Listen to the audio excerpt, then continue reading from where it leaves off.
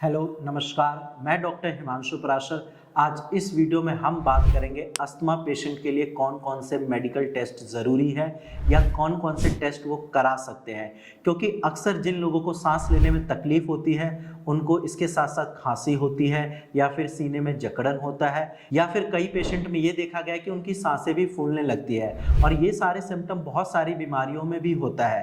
तो अक्सर patient asthma और बाकी बीमारियों को लेकर कंफ्यूज हो जाते हैं। तो इस वीडियो में मैं आपको बताऊंगा कि कौन से ऐसे टेस्ट्स हैं जिनसे पता चल जाए कि अस्थमा की दिक्कत है या नहीं है। तो चलिए वीडियो को स्टार्ट करते हैं। सबसे पहले आपको ये जानना चाहिए कि टेस्ट ज़रूरी क्यों है। देखो, टेस्ट से आपका डायग्नोसिस जो है वो कंफर्म होता है। हमें पता चलता है एज अ डॉक्टर की पेशेंट को क्या बीमारी है और उससे उनको मेडिसिन देने में प्लस मैनेजमेंट में काफ़ी आसानी मिलती है। और प्लस रही बात अस्थमा पेशेंट की, तो अस्थमा में जैसा कि मैंने बताया सांस लेने में दिक्कत होती है, खांसी होती है, सीने में जकड़न रहती है।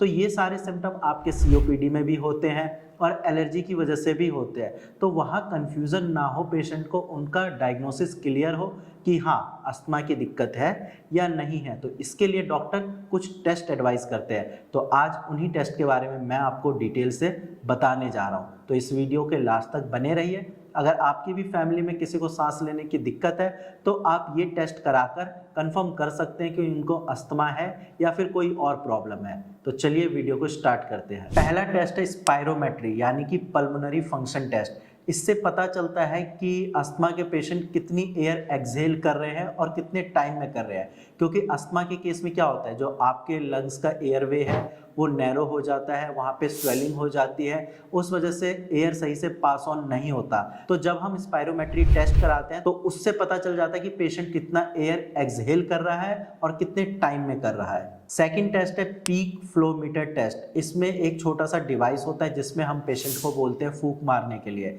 और जब वो फूंक मारते हैं तब उससे पता चलता है कि वो कितना एयर एक्सहेल कर रहे हैं। अगर नॉर्मल क्वांटिटी में करते हैं तो फिर अस्थमा की दिक्कत नहीं होती, लेकिन अगर एक्सहेलिंग एयर कम है तो फिर वहाँ पे हम ये मान सकते हैं कि पेशेंट को अस्थमा की दिक्कत है, उनका जो एयर पैसेज है वो नैरो हो रहा है। थर्ड टेस्ट है ब्रोंकियोडायलेटर रिवर्सिबिलिटी टेस्ट। ये भी अस्थमा पेशेंट के लिए कराया जाता है। एंड नेक्स्ट टेस्ट है एलर्जिक टेस्टिंग, यानी कि कई बार आपने देखा होगा कि अस्थमा पेशेंट को कुछ चीज़ों से एलर्जी होती है, जैसे कि डस्ट से, स्मोक से, या फिर कुछ खाने पीने की चीज़ों से, या फिर किसी जानवर से।